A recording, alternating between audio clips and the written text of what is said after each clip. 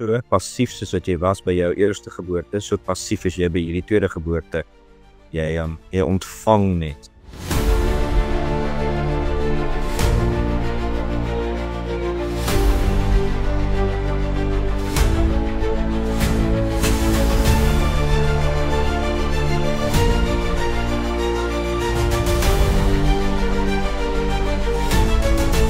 Goeiedag en welkom by Om die Woord. Ons is hierdie week besig met vraag 8 van die Heidelbergse Katekismus.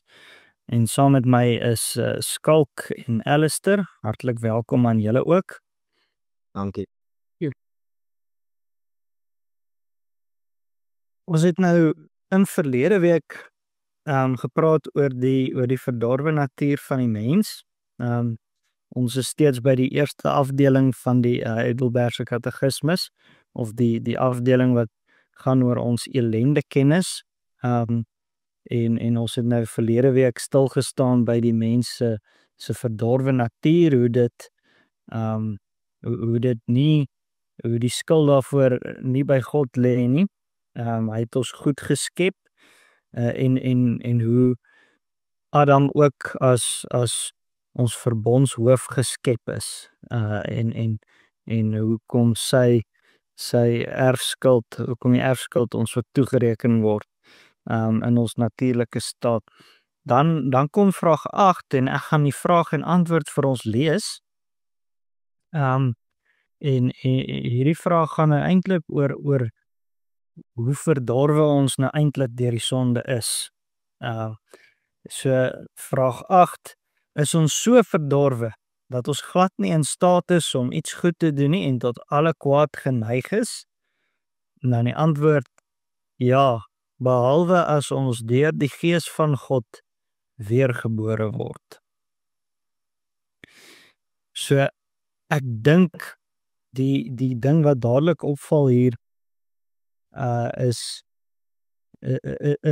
dat 'n mens van nature volgens hierdie vraag en antwoord glad nie in staat is om iets goeds te doen nie. En ek sou graag wou hoor, ons moet praat oor wat beteken daai iets goeds. Ja, as ek dalk kan begin, mense kry nogal by 'n vorige vraag en antwoord bietjie leiding as die Katekismus vir jou vra, het God die mens dan so goed, so sondig en so verkeerd geskep? En dan sê dit nee, maar in ware geregtigheid en heiligheid. En daar sien ons dan nogal die mens goed en na sy ewebeeld geskep. Hy het hom in geregtigheid geskep en dan hier wys dit nou vir ons nee, ons kan nie een goeie ding doen nie. Ons kan niks doen wat in ooreenstemming is met die wet van die Here of tot sy eer strek nie. Ons kan nie iets doen in geregtigheid nie. Dit is nie vir die mens moontlik nie. Skalk, wil jy graag byvoeg? Ja, ek dink ek kan volstaan met Alistair se antwoord. Maar ja, ek dink iets goeds, ons moet daai onthou dat die persoon wat dit wat goed is bepaal, is nie 'n mens nie, is nie enige morele waardes wat die kultuur uitdink of wat een of ander slim oomie uitgedink het in die verlede nie, maar dit is God wat bepaal wat goed is, en hy openbaar dit wat goed is in sy woord. En so sal ons net weet wat goed is, eerstens deur sy woord. Ons kan nou dink aan die Romeine ook, wat sê dat niemand is kwytgeskeld oor te weet wat reg is om te doen nie, want die wet is ook op hulle harte geskryf. Maar dit wat goed is, word fyn vir ons bepaal in God se woord. Ek dink 'n belangrike ding wat jy aanraak, Skalk, is dit gaan nie oor wat goed is in ons eie oë nie, dit gaan oor wat goed is volgens die Here. En dis baie belangrik, want ek dink 'n vraag wat dadelik na vore gaan kom is maar daar's dan tonne ongelowiges wat regtig mooi dinge doen.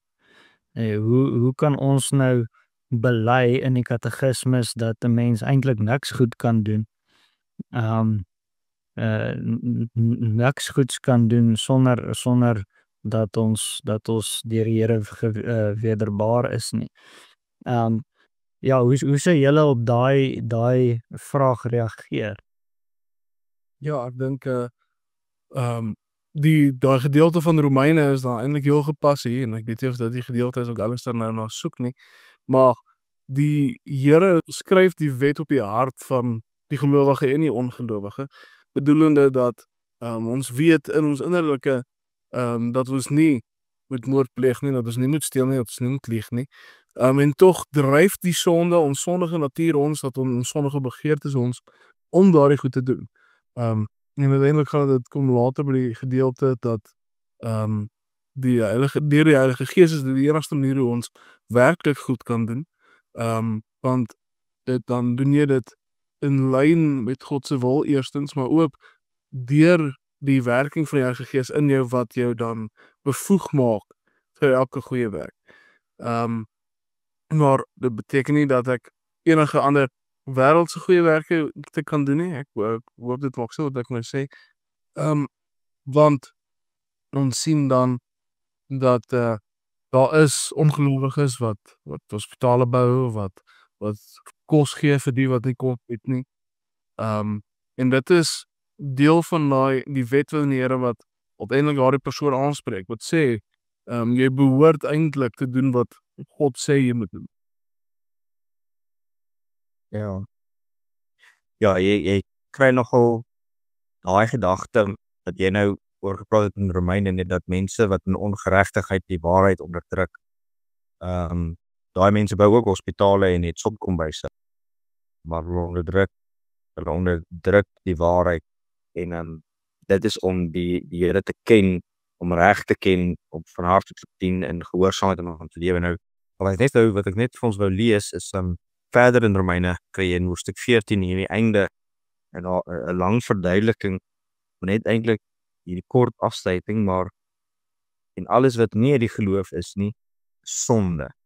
En dit is nou nogal word bevestig deur Hebreërs 11, Hebreërs 11 vers 6, wat sê, en sonder geloof is dit onmoontlik om God te behaag. Hy wat tot God gaan, moet glo dat hy is en 'n beloner is van hom wat hom soek. So presies wat jy nou gesê het, verlyn met dit wat jy gesê het dat die ongelowiges kan en wat ons uiterlik sien, 'n bepaalde standaard volg, omdat daar uiteindelik ook daar in hulle getuienis is dat hulle van een God geskep is, maar daarmee sê dit nie omdat hulle hierdie bepaalde standaard of morele riglyn volg, dat hulle enigsins dan nou deel in die ewigheid met die Here nie. Dit is alleen net wanneer hulle goed doen tot eer van die Here, omdat hulle lief is vir die Here wat dit reg is in sy oë. Ek dink baie belangrik om te doen wat goed is, gaan oor meer as die daad self, met ander woorde. Dit gaan oor die motivering waaruit dit gedoen word ook. So nee, ek dink dis goed beantwoord. Ons moet dan ook, dink ek, praat oor die neiging tot alle kwaad. So ons kan nie uit onsself iets goeds doen nie. Ons beste werke is met sonde bevlek, so leer die skrif. Maar wat behels dit dat ons tot alle kwaad geneig is? Wil jy daarop reageer? Ja, ek dink net as mens kyk na hierdie vraag tot alle kwaad, so ek wil sê dit beteken die sonde elke aspek van die mens aangetast het.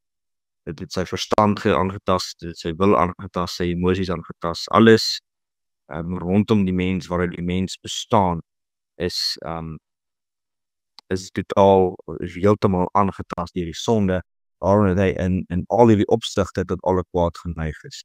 En dat hy glad nie tot die goeie geneig is met sy hele menswees nie. Ja, so dat dit dit aangetast is ek dink 'n baie belangrike manier om dit te stel. Alles is aangetast. Daar's nie 'n deel van die mens wat nie deur die sonde aangetast is nie. En tog beteken dit nie dat die mens so sleg is soos wat hy kan wees nie. Ja. Ek dink dit moet ons net ook vir mekaar sê. Dis bietjie die onderskeid as jy sê jy's totaal verdorwe, dan is dit presies die sonde het jou in totaliteit aangetast, elke deel van jou aangetast. En indien ons sou sê jy is absoluut verdorwe, dan was jy werklik dan was jy die slegste wat jy moontlik kon wees. Maar ja, dit dink ek is net 'n belangrike onderskeid. Maar dit vat nie weg dat jy jouself nie kan help in jou sondige toestand nie. Ek dink ons moet dan by die antwoord kom van hierdie vraag en daar's 'n besondere ding wat moet gebeur. Voor jy eintlik iets goeds kan doen. Wat sou julle sê is baie opvallend van wat moet gebeur? Ja, jy moet nogal ekskuus Skalk, jy moet nogal op hierdie vraag ja kan antwoord, dink ek. Ek dink dit is nogal, as iemand jy die vraag vra, dis ons so verdorwe dat ons glad nie in staat is om iets goeds te doen. Dit al kwaad kan wees nie. Ek dink wat belangrik is jy moet dit kan herken. Jy kan sê ja, daar is sonde kennis wat reg moet wees. Ja, Skalk. as ek daar kan byvoeg, ek dink die woord wat teens ook so na soek is wedergeboorte. So deur die Heilige Gees ontvang jy dan kan ek sê maar jy word 'n nuwe mens, jy word herskep om eintlik te geklassifiseer te word as gelowige eerstens.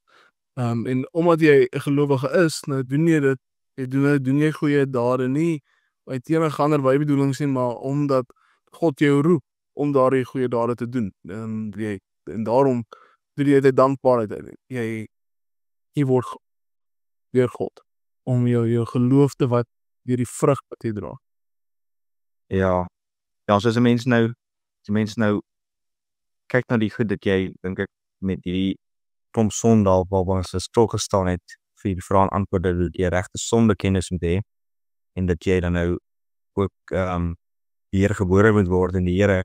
Ek bedoel hierdie is alles wat gesamentlik gelyktydig baie keer gebeur, wat die werk van die Here is.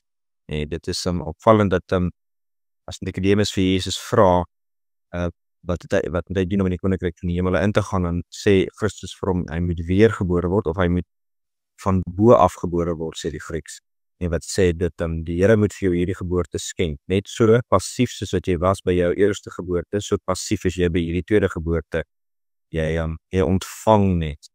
Dit is uitsluitlik besluit deur die Here se groot genade en barmhartigheid vir wie hy dit gee, van onder almal wat skuldig staan voor hom. Ja, ek dink dit val in die besonder ook op dat ons so verdorwe is, ons kan nie iets goeds doen tensy God persoonlik deur die werk van sy Gees nuwe lewe in ons wek nie. Dit sê vir ons geweldig baie. Dit sê vir ons hoe verdorwe ons werklik is. God self, die Almagtige, moet betrokke raak om dit om te keer. Hy moet persoonlik betrokke raak deur die genadige werking van sy Gees. So ek dink dit is net ook in die besonder opvallend. Ek dink oor die wedergeboorte self, die Johannes 3 waar Jesus met Nicodemus praat, sê dit mooi. Jy moet weergebore word, anders kan jy die koninkryk van God nie sien nie. Anders het jy geen deel daaraan nie. Met ander woorde, En dan vra Nicodemus, maar jy kan tog nie weer in jou moeder se skoot ingaan nie. En dan sê Jesus nee, deur water en deur gees, nee, dis 'n geestelike geboorte, 'n nuwe lewe wat binne in jou begin. Ek dink ons kan dan daarby volstaan. Is daar nog 'n laaste opmerking van een van julle af? Ja, dankie. Goed, dan sê ons dankie aan al ons luisteraars, dankie vir Skalk en Alistair en dan sien ons volgende week weer.